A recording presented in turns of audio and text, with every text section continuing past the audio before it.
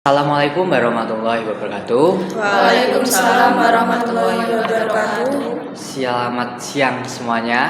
Selamat siang. Bagaimana kabarnya hari ini? Alhamdulillah baik. Baik. Tadi perjalanan bagaimana ke sini? Aman. Lancar. Macet gak di perjalanan? Enggak terlalu sih. Gak terlalu ya, mungkin karena masih jam 1, mungkin belum macet. Kata pepatah, tak kenal maka tak sayang. Jadi kita juga perlu perkenalan sehingga kita juga tambah kenal seperti itu. Sebelumnya saya akan memperkenalkan diri saya sendiri. Perkenalkan, nama saya Abdul Aziz Kamarudin. Saya di sini sebagai konselor dan nanti mbaknya bisa perkenalan. Nanti perkenalannya gini ya, kita ada sedikit ice breaking biar teman-teman juga paham dan tahu satu sama lain. Jadi nanti di samping saya ada mbak siapa, di samping saya ada mbak siapa. Seperti itu ya. Dapat dipahami? Dapat. Bisa perkenalan terlebih dahulu? Mulai dari mbaknya ya. Perkenalkan, nama saya Eki Laila Sari. Alamat di Kudus sendiri, hobi saya membaca. Hobinya cuma membaca dari Kudus ya, Mbak. Oke, lanjut. Di samping saya ada Mbak Eki. Perkenalkan, nama saya Umi Habibah dari Semarang, hobi bernyanyi. Di sebelah saya ada Mbak Umi. Perkenalkan, saya Elsa. Hobi saya memasak dari Kudus sendiri. Dari Kudus. Di samping saya ada Mbak Elsa, saya dari Pati, dan hobi saya membaca novel. Membaca novel. Jadi dari teman-teman ini punya hobi masing-masing ya. Ada yang dari Kudus ya, mbaknya ini tetanggaan. Iya. Beda kecamatan. Beda kecamatan tapi sama-sama dari Kudus. Ini mbaknya dari Semarang, mbaknya dari Pati. Jadi untuk teman-teman di sini kan kita akan melaksanakan yaitu namanya konseling kelompok ya. Nah, teman-teman udah pada tahu konseling kelompok itu apa? Belum. Saya akan sedikit menerangkan konseling kelompok. Konseling kelompok yaitu sebuah sesi konseling yang dilakukan 4-12 orang. Dan tujuan dari konseling kelompok itu memecahkan permasalahan yang sedang terjadi secara bersama-sama. Nanti kita akan mengolah yaitu menceritakan teman-teman permasalahan yang sedang dialami. Nanti kita akan selesaikan bersama-sama untuk solusinya ke depannya seperti apa. Dan dalam sesi konseling itu ada 3 asas, yaitu asas kerahasiaan, asas keterbukaan, sama asas sukarela. Untuk mbaknya mulai dari Mbak Eki, Mbak Habibah, Mbak Elsa, sama Mbak Kartika. Kesini itu atas dasar kepaksaan atau dari hati sendiri? Dari hati sendiri. Dari hati sendiri semua ya. Jadi tidak ada yang keterpaksaan ke sini. Nah, jadi untuk akses ke sukarela itu juga penting. Jadi jangan ada keterpaksaan untuk ke sini sehingga nantinya kita juga dalam menyelesaikan masalah bisa secara tepat seperti itu. Yang kedua itu ada asas keterbukaan. Jadi nantinya ketika dari Mbak Eki sampai Mbak Kartika menceritakan permasalahannya, nanti ceritakan secara terperinci, terbuka, jangan ada yang tertutupi, sehingga nantinya kita bisa menemukan solusinya secara bersama-sama. Seperti itu. Kita juga harus keterbukaan. Yang terakhir ini asas penting yaitu asas kerahasiaan. Jadi nantinya ketika kita menceritakan masalahnya dari Mbak Eki, Mbak Umi sampai Mbak Kartika, kita juga harus menyimpan rahasia itu secara kunci, artinya jangan sampai tersebar ke luas, ke masyarakat luas, bahkan orang lain. Seperti itu. Dapat dipahami semuanya?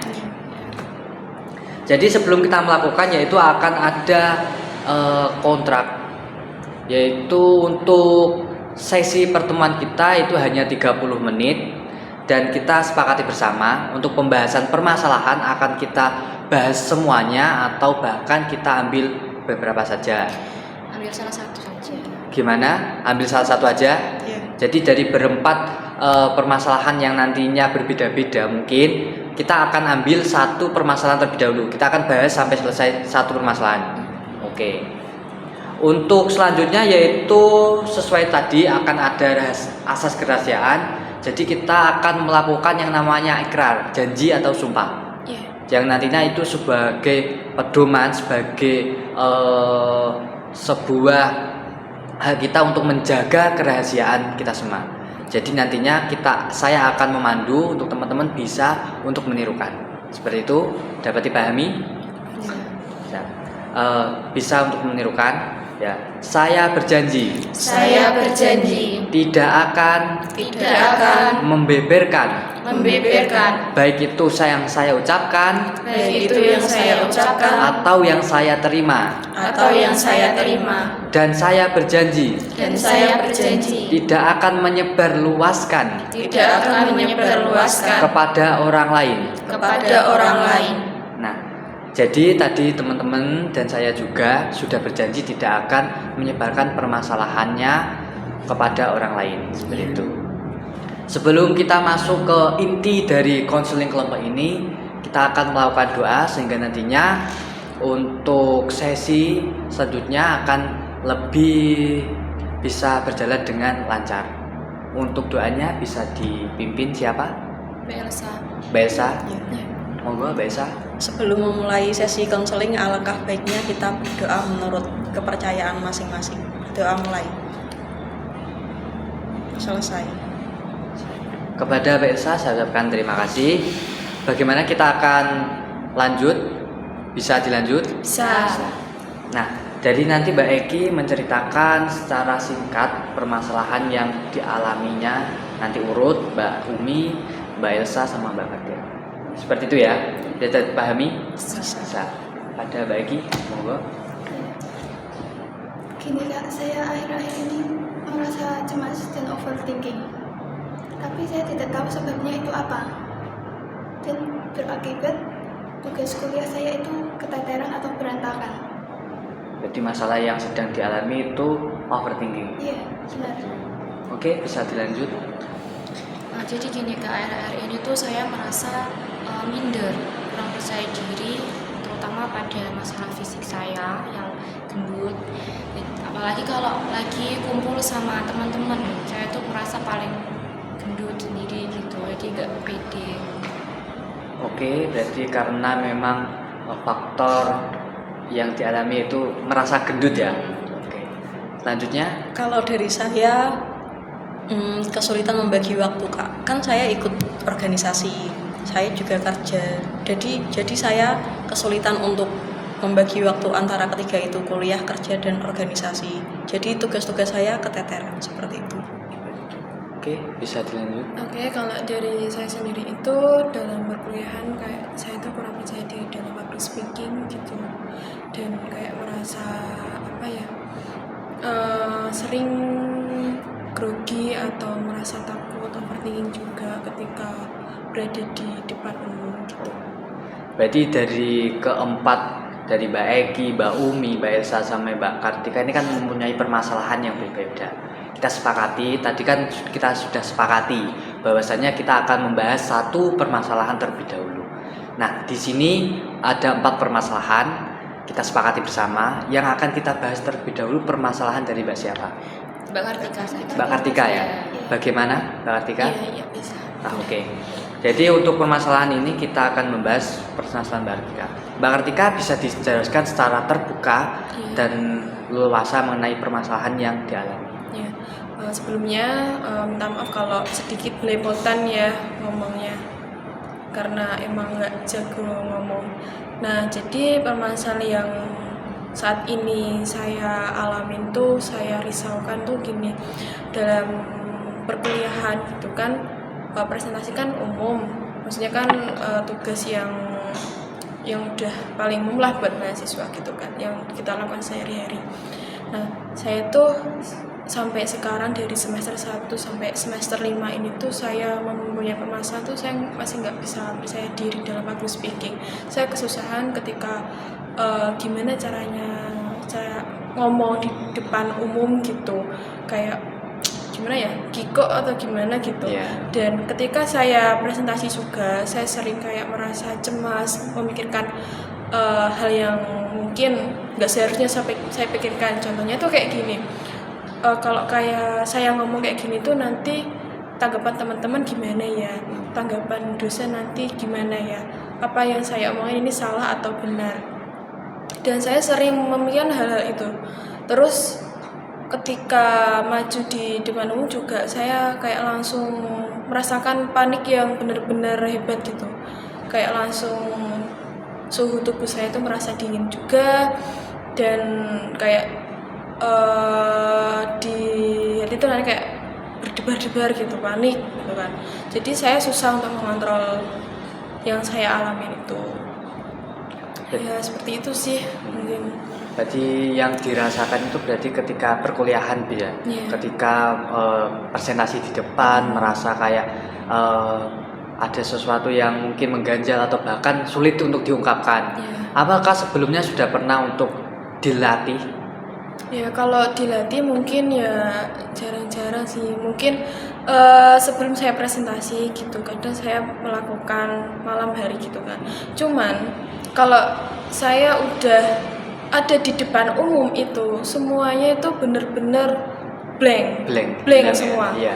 Apa yang udah saya siapkan itu akan mendadak hilang semua. Seperti kayak entah itu persiapan materi atau apa, bahan untuk presentasi hari esok gitu kan. Itu ketika saya emang ingin presentasi itu mendadak hilang, nggak tahu kayak gitu. Saya sampai sekarang tuh nggak bisa mengontrol apa yang saya alamin. Begitu terus, saya bingung harus seperti apa, dan kayak persiapan juga mungkin udah saya lakukan untuk persiapan kematangan gitu. Oh, iya. Jadi yang dirasakan permasalahan yang dialami Mbak Kartika ini kecemasan ketika berpresentasi di depan umum. Menurut teman-teman bagaimana tanggapannya mengenai permasalahan tadi?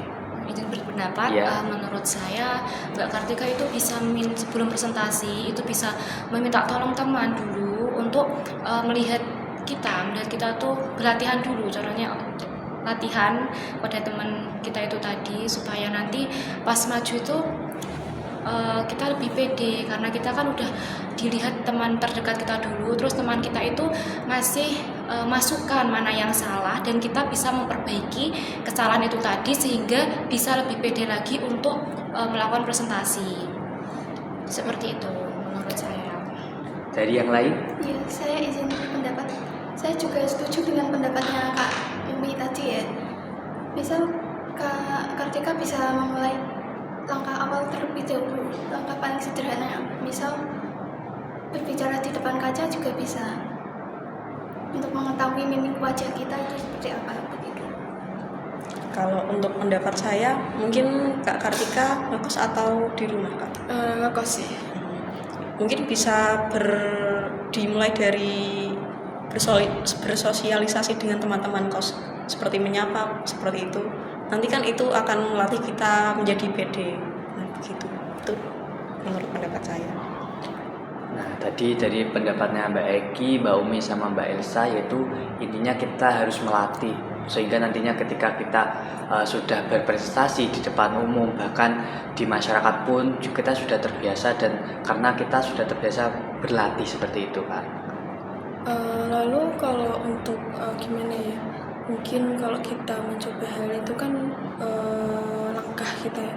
Cuman rasa kecemasan dan kepanikan itu kan datang secara mendadak dan tiba-tiba. Yeah. Kita tidak bisa mengontrolnya dengan baik gitu kan. Yang saya permasalahin juga itu juga.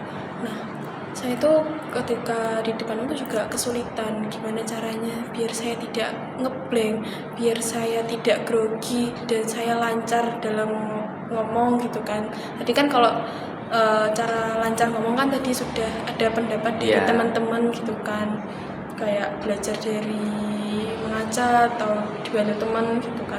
Tapi kalau menghadapi rasa cemas dan yang kayak gitu tuh gimana? Bagaimana, teman-teman?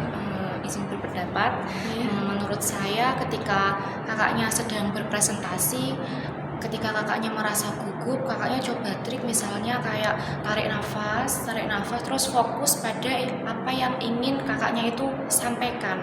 Jadi tidak usah berfokus kepada yang di depan kakaknya, fokus aja apa yang ingin disampaikan kakaknya, sehingga insya Allah nanti bisa berjalan sedikit demi sedikit.